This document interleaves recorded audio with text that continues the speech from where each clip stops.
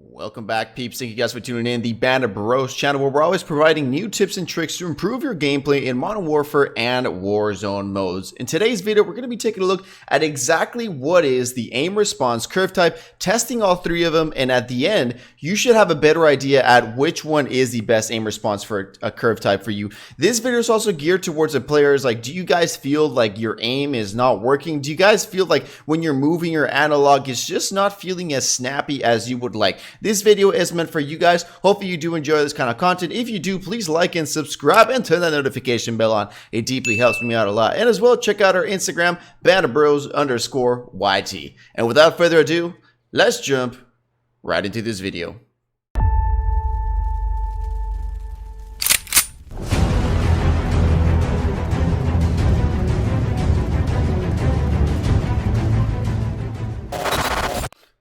So we're going to jump into this puppy right ahead. And before we start, I just want to let you guys know that we stream almost every single day at 10:30 p.m. Eastern Standard Time. And now let's jump right into this puppy. So on the bottom left-hand side, as you guys can see, I've got my camera so I can show you guys my movement, and I'm going to be showing you guys the different types of things. So let's go into the definition, right? What does each one of these mean? And obviously, I'm not going to read what it says right there. I'm going to give you the easiest way to explain this, all right? No fancy words or anything like that, all right? The easiest way. So let's talk about standard, all right? The first thing that you need to understand is, let me put my controller closer. The whole idea of the aim response curve is the input, the speed of me going from 0, this is 0% basically because my analog stick isn't moving, and all the way to the left, that is going to be 100%. So it's going to be the speed at which when I do this, it's going to reflect in my game. That's what this is all about. So if you're not feeling some snappy movements, this is what you need to change. So basically we got the first one. We got standard. What does standard mean? Standard means that if I have my controller like this, and from 0%, I go to 100%, there is a computerized thing that will do it in increments. So for example, from here to 100%, it is not going to be instant. So for example, if I go in the game from here to here, as you guys see, it takes a little bit to kind of like boot up. It doesn't do immediately full speed. Now, Activision doesn't actually tell us the percentage that it goes up. For hypothetically, just for the video speaking, let's say it's 10%. Let's say it goes up in increments of 10%. That means that when I go from 0 to 100%, it is going to go 10%, 20%, 30%, 40%, so on until it reaches that percentage. Now, let's say I go halfway, so 50%,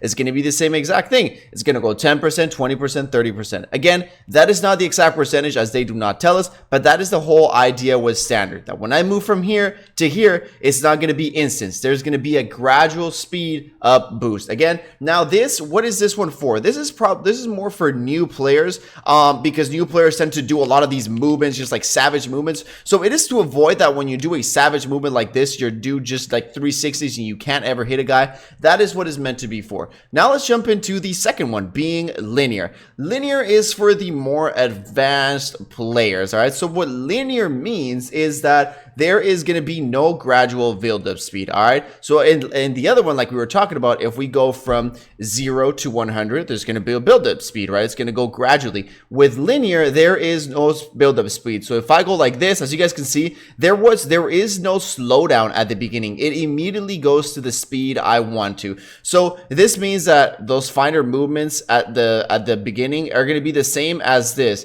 So if I go from 0 to 50, that second it's going to go 50%. If I go from 0 to 100, that millisecond it's going to go to 100%. There is no gradual build-up speed. Now, this is for a little bit more advanced players because I don't really like this one. This is not that much for precise aiming because me moving this in the middle, it feels a little harder to aim because sometimes in the middle, you want to have obviously the more precise aiming. So since it's linear, everything is the same, right? Whether you're on the outside, whether you do a little bit, whether you go like this, everything is the same. It is the raw input that you put into this controller. So this is more for if you're like an expert. I mean, maybe that's really what you want to choose. But again, if you're not really feeling the snappiness, do not choose linear. I do not recommend that one for you. Now let's go into my favorite, my personal one, the one I use, all right? My weapon of choice, basically. And it's going to be dynamic. Now, what does dynamic do? Dynamic is kind of like the best of both worlds. So this is kind of like a hybrid, all right? This one does have a build-up speed, just like standard, but it is a little bit less. So it doesn't take as long as, again, if I'm from 0% and I go to 100, it does have that initial slowdown, but it doesn't have that much. So what is dynamic going to do? Dynamic is going to have the same thing as standard, as if you're at the bottom. You can, as you guys can see, I can move my circles a little bit easier. Why? Because since I'm not moving it that fast and there is a buildup, it's not going to be direct input. So those more precise aiming shots are going to be a lot easier to hit, because since I'm not moving my controller a lot, and again, remember, there is still a gradual buildup in this one, just not as much. That means when I do those slower movements, it's going to be a lot slower, and I'm going to be able to be a lot more precise with my aim. But since the gradual speed up is a lot faster, I'm still going to be able to pull those shots, like those snappy shots where I move from side to side really, really fast. You're still going to be able to pull these off with this one. Again, my sensitivity is not that high compared to others. I am playing on a controller, as you guys can see, and my sensitivity is 9. That also depends, again, when you will be testing this out. Again, this is just my personal. I just want to let you guys know this video was just so you guys know what each one does. So again, if you guys are going to be starting out, I would suggest standard. If you're a pro and you want to basically feel like a mouse, basically linear is what a mouse would be almost. I mean, if you have the mouse here and you move like this, that's the same thing it's going to be. It's almost like a mouse. There is no slowdown. Again, I don't really recommend it that much, because when you're sniping, when you're aiming, you tend to move your analog stick a little bit slower, right? You're not really moving like this, from left to right trying to shoot people unless they're right in front of you. So if they're far away, you're moving your aim just a little bit. So I don't really recommend linear that much. But again, if you like raw input and you want to be a boss, then go ahead and choose that. That's why I like dynamic. If you're starting out, again, I suggest you start it, but then after a while, go ahead and switch it up to dynamic. That one is definitely going to help you out a lot.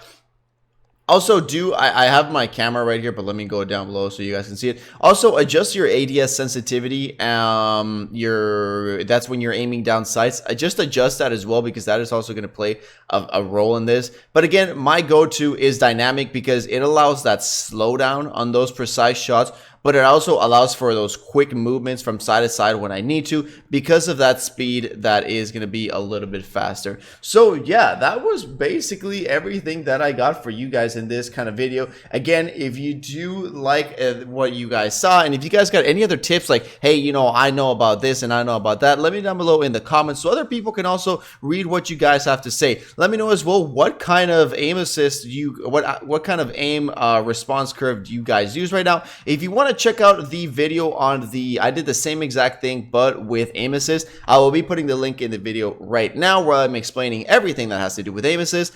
But yeah, thank you for tuning in. Peace out, everybody, and I'll see you all in the next one.